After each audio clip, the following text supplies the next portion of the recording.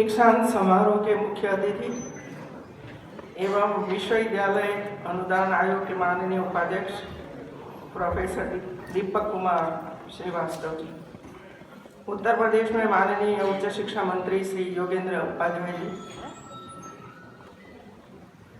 उच्च शिक्षा राज्य मंत्री श्रीमती रजनी तिवारी जी, बुंदेलखंड विश्वविद्यालय के कुलपति प्रोफेसर मुकेश पांडे जी, कुल सचिव श्री विनय कुमार सिंह जी, कार्य परिषद एवं विद्या परिषद के सभी सदस्यगण, शिक्षकगण एवं अधिकारीगण, आमंत्रित सभी अतिथिगण, प्रिय विद्यार्थियों, अलग अलग स्कूलों से आए हुए सभी प्यारे छोटे नन्हे मुन्ने बच्चे और आंगनवाड़ी की कार्यकर्ती महिलाएं,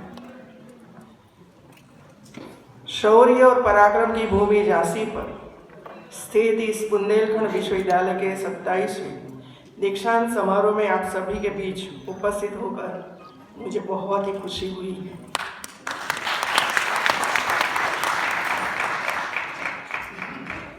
मैं पहली बार विश्वविद्यालय के दीक्षांत समारोह में आई हूँ।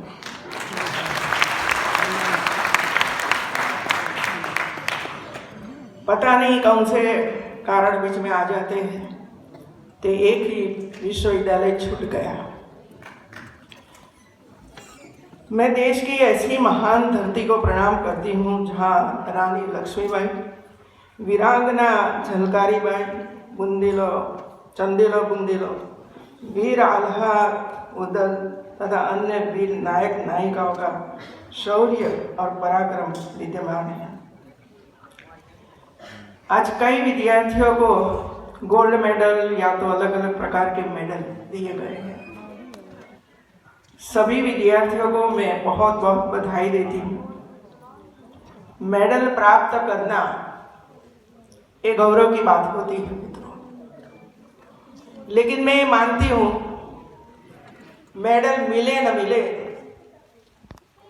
लेकिन हमारा जीवन मेडल जैसा होना चाहिए।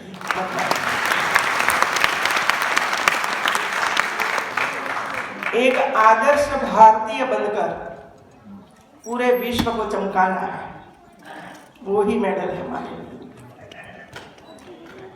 और वो काम आप करेंगे ऐसे मुझे पूरा भरोसा है। और दूसरा, शिक्षा के समय पे या तो दीक्षांत समारोह के समय पे आप प्रतिज्ञा करते हैं। जो आपने आज प्रतिज्ञा की है, वो प्रतिज्ञा को हर हमेश आपके सामने रखना कि मैंने ये दीक्षांत समारोह में जब मैं मेडल लेता था या मेडल लेती थी, उसी समय मैंने एक प्रतिज्ञा की है। और जब प्रतिज्ञा होती है तो उसका पालन तो करना ही पड़ता है। हमारी झांसी की रानी ने यही प्रतिज्ञा की थी, अंग्रेजों को हटाना है। मरते दम तक उन्होंने प्रयास किया। तो ऐसे कई हमारे नौजवान, कई हमारे महिलाएं, कई हमारी बेटियां, कई हमारे राजनीतिक, कई हमारे अनेक अनेक विभूतियां हो गई, जिसने अंतिम श्वास तक देश को आगे बढ़ाने के लिए काम किया है। वो ही पथ पर हमें चलना है, वो ही पथ पर हमें आगे बढ़ना है। वही दीक्षांत समारोह का मेन उद्देश्य है। मुझे सबसे अच्छा दीक्षांत समारोह लगता है तो वो है हमारे छोटे छोटे बच्चे जब स्टेज पर आते हैं और आप सबको देखते हैं, और आपको जब एक मेडल मिलते हैं तब सबसे ज्यादा तालियां तो वो ही बजाते हैं, छोटे बच्चे ही बजाते हैं आपके लिए। और दूसरा, एक जब माहौल देखते हैं ना, अपनी आंखों से देखते हैं, तो उनके मन में भी ये तो विचार जरूर आता होगा कि भाई हम भी 10 साल के बाद इधर आएंगे और गोल्ड मेडल हमारे विशिष्ट अतिथियों के माध्यम से प्राप्त करेंगे। ये विचार लेकर वे यहाँ से जाते हैं। और ये छोटे बच्चे हैं, अपने जो फ्रेंड सर्कल है स्कूलों में उनके साथ भी बातचीत करते हैं, उनके साथ भी चर्चा करते हैं। और मैं जो टीचर्स आए हैं वो टीचर्स को भी ये कहना चाहती हूँ कि आपने ये सब दीक्षांत समारोह भी देखा है, यूनिवर्सिटी भी देखी है, क्या कार्यक्रम हुआ वो भी आपने देखा। कम से कम आपके यहाँ जो प्रार्थना सभा होती है इसमें इसकी बात जरूर करना मित्रों, इसकी बात जरूर करना। दूसरा है हमारी आंगनवाड़ी। हम लोग कभी कभी ये भूल जाते हैं कि प्रायोरिटी किसको देना है, क्या यूनिवर्सिटी को प्रायोरिटी देना है या हमारे छोटे छोटे नन्हे बच्चे जो भविष्य के हमारे वीर जवान बनने वाले हैं उनको प्रायोरिटी देना है। ये छोटे बच्चे जो आंगनवाड़ी में आते हैं वो गरीब घर के बच्चे होते हैं, झुपड़पट्टी वाले बच्चे होते हैं। और लास्ट में जो बच्चे इधर आए, जो हम लोगों ने वो छोटा बच्चा था, वो कहाँ से आए? झुपड़पट्टी के बच्चे थे मित्रों, सब झुपड़पट्टी के बच्चे थे। उनको आगे बढ़ाने के लिए और आंगनवाड़ी में जो बच्चे आते हैं तो छोटे बच्चे होते हैं, चारित्र का निर्माण करना है तो बच्चे का जन्म होता है, इसके पहले माता का गर्भ में जब बच्चा होता है तब से ही उसको संस्कार प्राप्त होता है। वो हम भूल जाते थे मित्रों, ये हम भूल जाते हैं।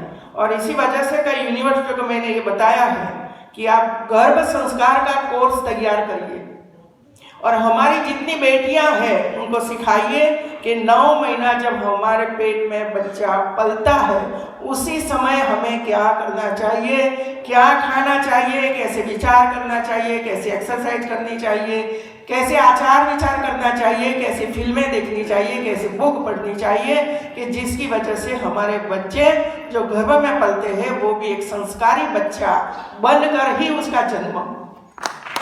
ये हमारा, आप सबको पता है, मुझे भी पता है, आपने भी महाभारत पढ़ा है। कुरुक्षेत्र का जब युद्ध होने वाला था उसी समय भगवान कृष्ण ने, पता था उनको तो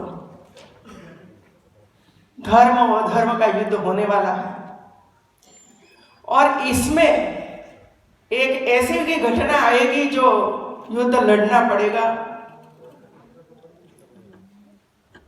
तो उसने तैयार किया अभिमन्यु को तैयार किया जब उसकी माता के गर्भ में था, तब उसने सिखाया कि युद्ध कैसे लड़ना है।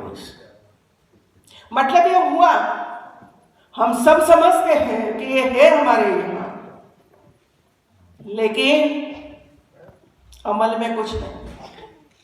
और इसी वजह से मेरा आदेश कहो तो आदेश, जो कहो मान लो, एक गर्भ संस्कार का एक कोर्स स्वेच्छा से हमारी बेटियां पढ़े और इसी तरह वो आगे अपने बच्चा का पालन पोषण करें। इसी तरह जो समस्या है वो समस्या ऐसे दूर नहीं होगी मित्रों। जन्म से एक संस्कार लेकर जो बच्चे आते हैं, धीरे धीरे करके घर में पलते हैं, धीरे धीरे करके सोसाइटी में पलते हैं, इसके बाद बाहर जाते हैं, मित्र मंडली बनती है, आगे बढ़ते हैं, तो उसके मन में कुविचार कभी भी नहीं आता है मित्रों। कुविचार कभी नहीं आएगा, और कुविचार नहीं आता है तो कोई घटनाएं ऐसी नहीं होती है जो समाज में हो सके। शांति प्रवृत्ति है, सुख शांति मिलती है, समृद्धि मिलती है। ये है संस्कार की बात। मैंने और आपने भी बताया कुंडली। अब मुझे इतना ही पूछना है, एक तो बात आपने बताई, बहुत ही सुंदर तरीके से आपने कुंडली बनाई है मित्रों। भविष्य में कैंसर होगा कि नहीं वो भी कुंडली बताएगी आपको। इतनी अच्छी शोध रिसर्च ये यूनिवर्सिटी ने की है, इसी वजह से मैं आपको बहुत बहुत बधाई दूंगी। पेटेंट के लिए अप्लाई किया है, लेकिन वैसे पेटेंट नहीं मिलती है, कड़े नियम होते हैं और कड़े नियम से पास होना पड़ता है, लेकिन प्रयास अच्छा है। तो मुझे बैठे बैठे ऐसा विचार आया, क्या कुंडली में ये है कि कोई दहेज की मांग करता है या करेगा? ये कुंडली बताएगी कि जो हम लड़कियों को पसंद कर रहे हैं उसकी कुंडली मिलाओ। हम तो वैसे तो कुंडली मिलाते हैं ना, 32 मिले, कितने मिलते पता नहीं मुझे। तो इसमें एक ऐप में ये भी छोड़ दो कि ये जो लड़के का हम पसंद करने जा रहे हैं वो भविष्य में बेटी के पास से दहेज की मांग करेगा। यदि जो हाँ बोलता है तो हमारी बेटी बच जाएगी भाई इसमें से। सही है कि नहीं है? बहुत अच्छा लगा चित्र प्रदर्शनी का। बुंदेलखंड की जो चित्रकला है ये आपने एक पूरा आयोजन करके विद्यार्थियों के पास 40-50 विद्यार्थियों के पास ये पूरा बहुत ही सुंदर तरीके से ये काम किया है और आपने प्रदर्शनी लगाई और इसमें हमारा और हम स्टेज पर बैठे हैं सबका अंदर पेंटिंग कर दिया है। बहुत अच्छा लगा आपका ये काम सुनकर। सबसे अच्छा था मिलेट की टोकरी मिली हम लोगों को।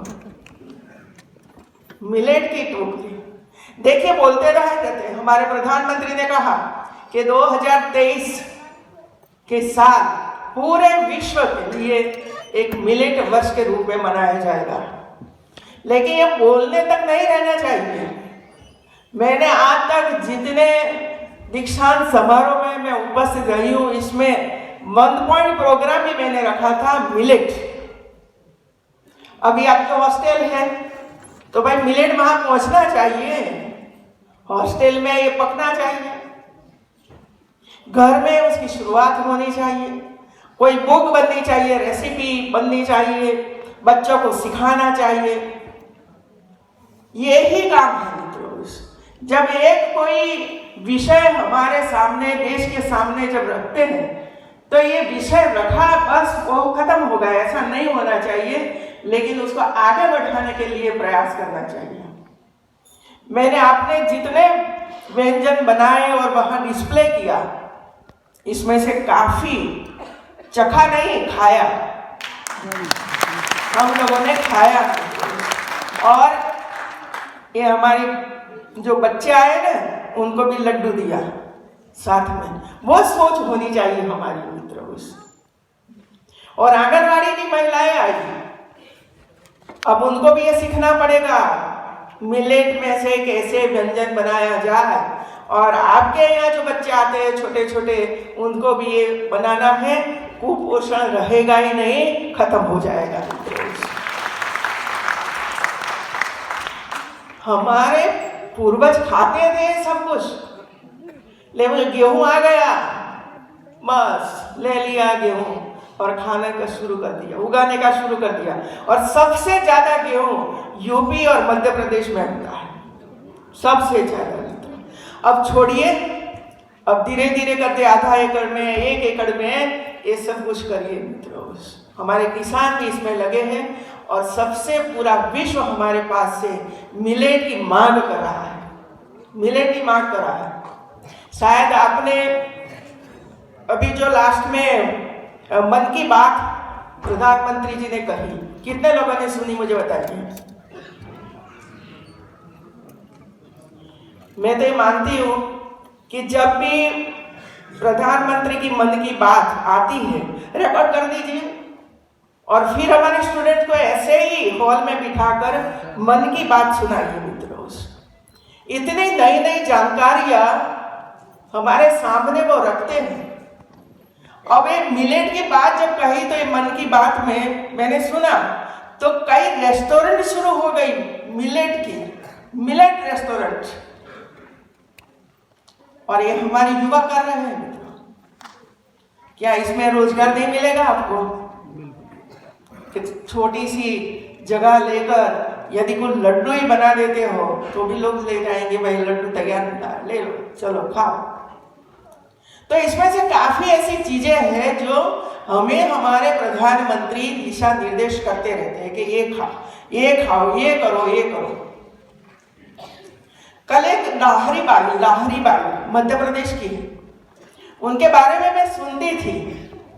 लाहरी बाई ने अभी तो शायद 4 महीना हुआ होगा मिलेट की बात उन्होंने की, लेकिन वो महिला ने घूम कर ये जो जितने मिलेट थे अलग अलग प्रकार के, उसका इकट्ठा किया है मित्रों,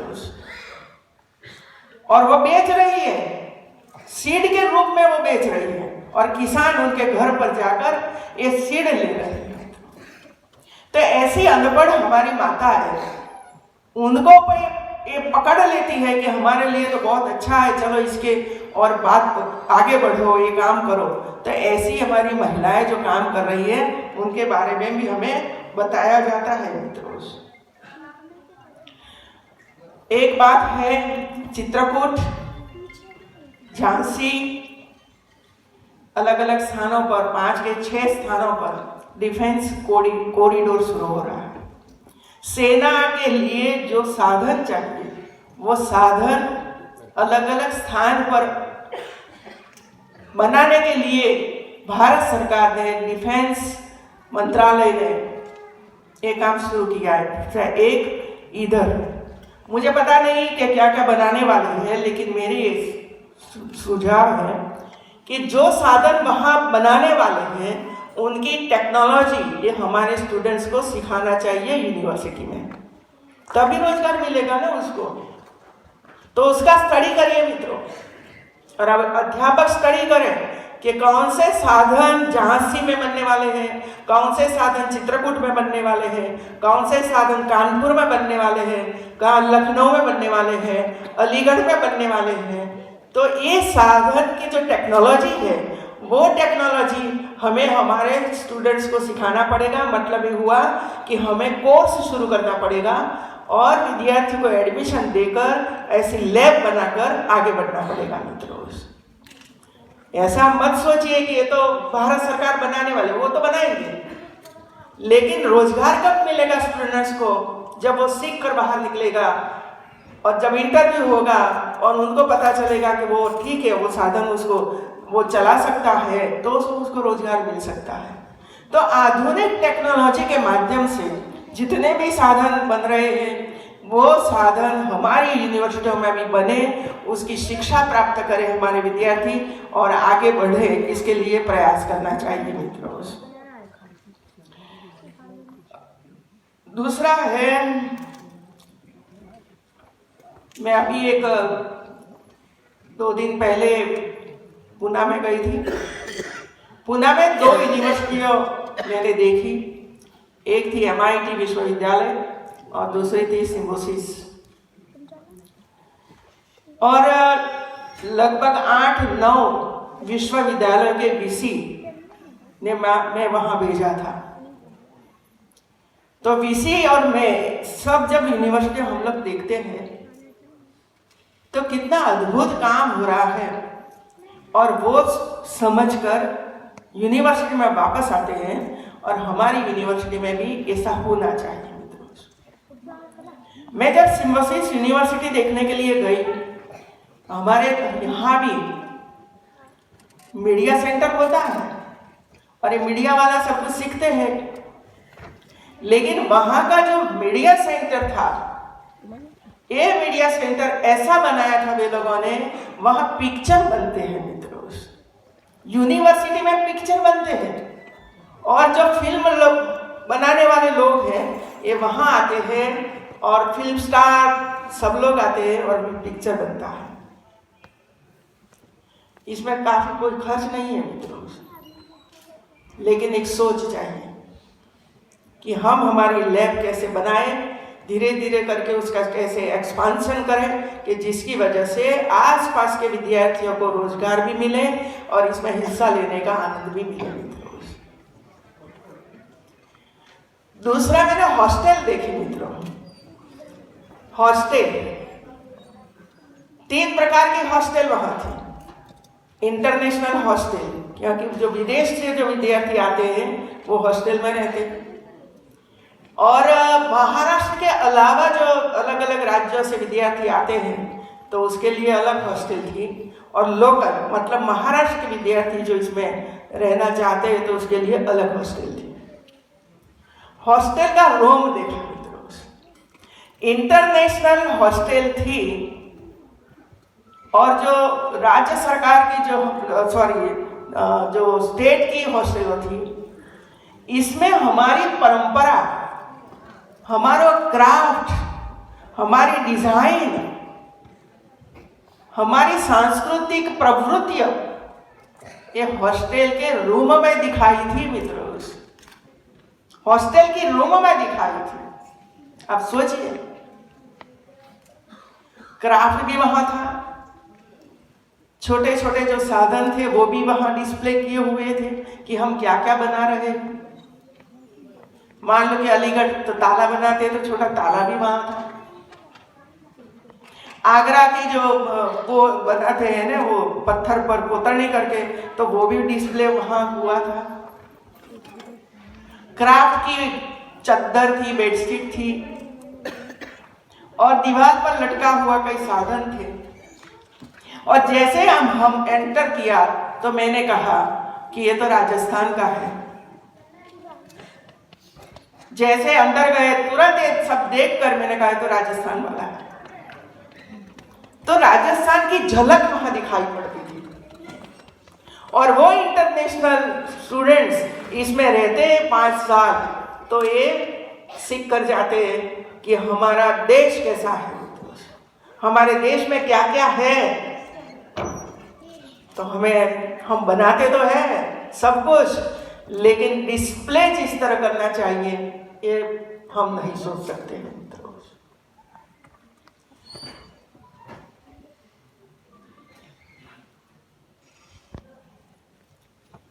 कलर कभी कभी मैं बातें ऐसी भी करती हूँ। आसाम, आपको पता है आसाम में क्या हो रहा है? आसाम में लाखों बेटियों का विवाह हुआ। 15 साल से कम उम्र वाली बेटियों का विवाह हुआ और 1 साल में 1 लाख बच्चियां सगर्भा प्रेग्नेंट बनी। आप सोचिए, हमारे छोटे छोटे बच्चे थे, लड़कियां थी 12-13 साल की।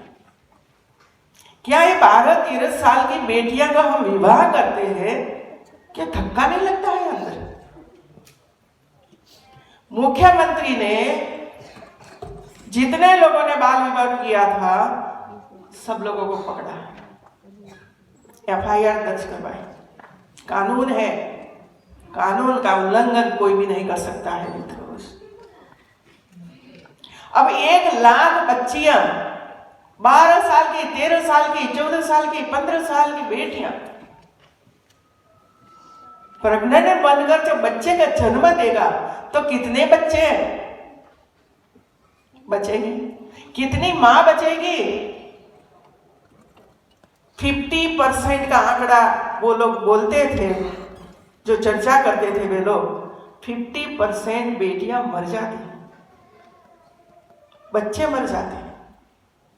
फिर भी हम वो करते रहते हैं। हमारे देश में है सब कुछ। 18 और 21 साल की उम्र वाले बेटी का विवाह हो तो ठीक है, लेकिन अभी पढ़ने लायक बेटी है, होनहार बच्चे हैं, फिर भी हम उसका विवाह कर देते हैं और संतोष हो जाता है कि हम लोगों ने बेटियों को विवाह कर दिया, हमारा काम खत्म हो गया। मित्रों, मैं ये कहना चाहती हूँ कि हमारा काम विवाह करने का नहीं है, हमारा काम बेटियों को पढ़ाने का है, अच्छे इंसान बनाने का काम है हमारा। ये भूल जाते हैं, एक ही शब्द समझते हैं कि हमारा काम है कि जन्म हुआ 10, 12, 15 साल की हो जाए, विवाह कर दो, हमारा काम खत्म हो जाए। मित्रों, अरे खत्म नहीं होता है, बढ़ जाता है आपका काम।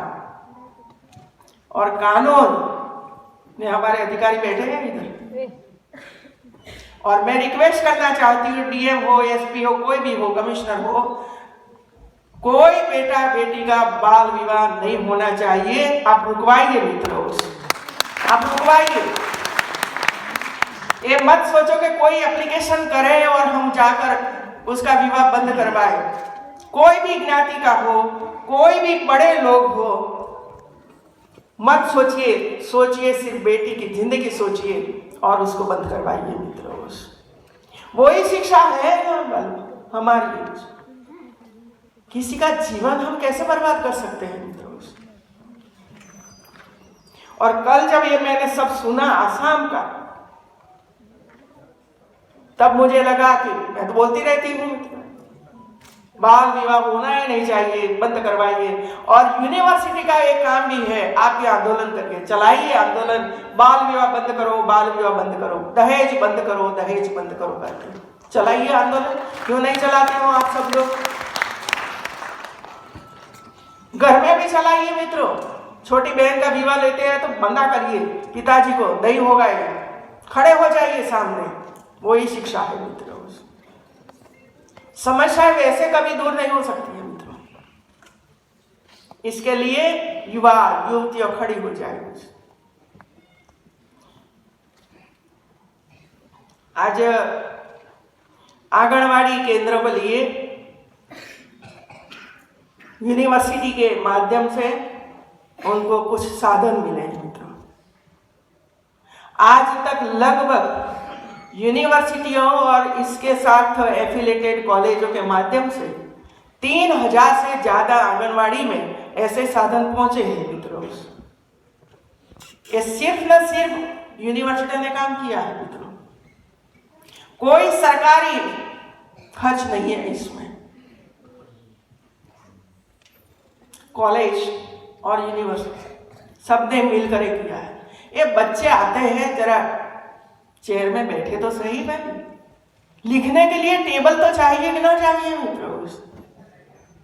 खेलने के लिए साधन चाहिए, बॉल चाहिए, साइकिल चाहिए, बोर्ड पर लिखने के लिए ब्लैक बोर्ड चाहिए, खाने के लिए कुछ चीजें चाहिए, प्लेट वगैरह चाहिए।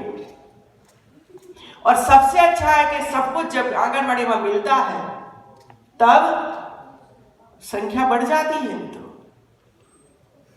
संख्या बढ़ती है क्योंकि खेलने के साधन वहां है। और बच्चे छोटे होते हैं तो उनको सबसे ज्यादा खेलना पसंद होता है। और ये जो खेल के साधन है इसमें से शिक्षा मिलती है उसको।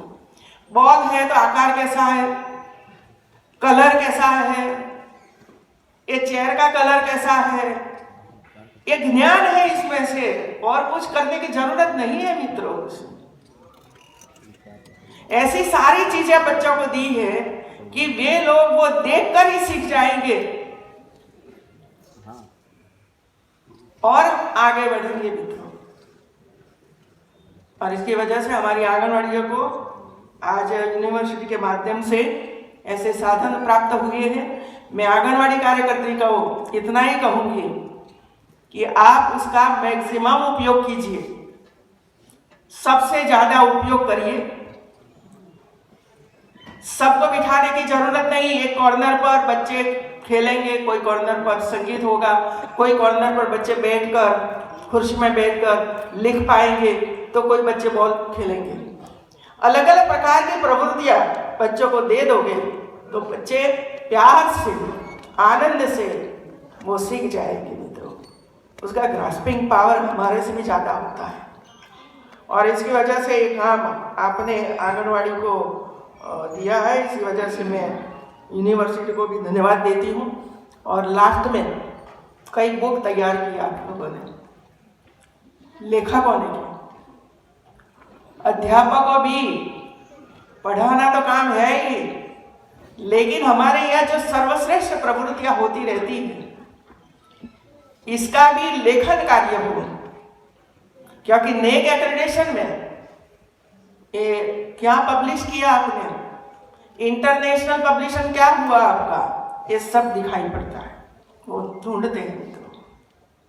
और इसी वजह से ये भी जरूरी होता है कि हमारे अध्यापक कुछ न कुछ रिसर्च करें, इसकी बुक्स वगैरह तैयार करें और यूनिवर्सिटी को नेक एक्रेडिटेशन में सबसे ज़्यादा अंक प्राप्त करें, जिसकी वजह से ग्रांट वगैरह वगैरह इसके हिसाब से मिलने वाला है। मित्रों, हमारे यूजीसी के उपाध्यक्ष बैठे हैं, उनके साथ ये जोड़ रहे हैं कि आपको क्वालिटी एजुकेशन के लिए आपने यूनिवर्सिटी में क्या क्या किया है, और इसके हिसाब से ही यूजीसी या तो अन्य संस्थाएं ग्रांट देगी मित्रों। और इसी वजह से हमारा प्रयास ये होना चाहिए कि हम इसमें मेहनत करें और सब डेटा एकत्र करें, और जो नेक एक क्राइटेरिया है साथ और सब बिंदु भी है, इसमें अच्छी तरह से फिट करें। इसमें आज मुझे खुशी है कि लखनऊ में king George university medical university है, सबसे बड़ी यूनिवर्सिटी है, 180 साल पुरानी, और डेली 7-8 हजार ओपीडी है इसमें। उसका भी नेक मूल्यांकन हुआ और आज पता चला कि ये यूनिवर्सिटी A+ में आई है मित्रों। बहुत कठिन होता है, और इसमें मेडिकल यूनिवर्सिटी को A ग्रेड मिलना ये सबसे कठिन होता है, सबसे कठिन होता है। फिर भी वे प्रयास किया, और प्रयास इतना सुंदर किया था कि जिसकी वजह से A+ ग्रेड ये लोग प्राप्त कर सके हैं। मैं भी यहाँ से जाऊँगी तो उनको मिलूँगी, और अभी से उसको मैं इधर से धन्यवाद देती हूँ सभी को कि आपने प्रयास चालू रखिए, आगे आगे बढ़ाते रहिए मित्रों। फिर से सभी विद्यार्थियों को, छात्र छात्राओं को फिर से मैं बधाई देती हूँ कि आपने जो गोल्ड मेडल या तो सर्टिफिकेट प्राप्त किया है, आपका जीवन उज्जवल बने, खुश रहो जीवन में, और देश को आगे बढ़ाते रहो, और विश्व में हमारा नेतृत्व रहे, इसका प्रयास हमें भी करना है। अमृत काल आपके अंदर में है मित्रों, आप कर्णधार बनने वाले हो अमृत काल का। 25 साल की उम्र है, 25 साल बाद 100 साल पूरा होगा हमारे स्वतंत्रता को, हमारी देश को आजाद हुए। तो देश को कहाँ ले जाना है वो आपको ही सोचना पड़ेगा, आपको ही सोचना पड़ेगा। तो ये इतनी बड़ी जिम्मेवारी आने वाले समय में आप पर है, और इसी वजह से हम आज से संकल्प करें कि हमारा देश धीरे धीरे कैसे आगे बढ़े और देश पूरा विश्व का नेतृत्व करे, इस दिशा में हम प्रयास करें। आप सबको फिर से बधाई, धन्यवाद।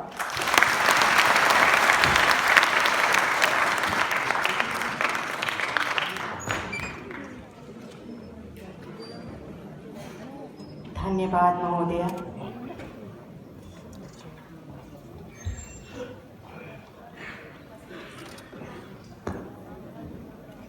माननीय कुलपति जी से विनम्र निवेदन है कि माननीय कुलाधिपति जी को विश्वविद्यालय के ललित कला विभाग के छात्रों द्वारा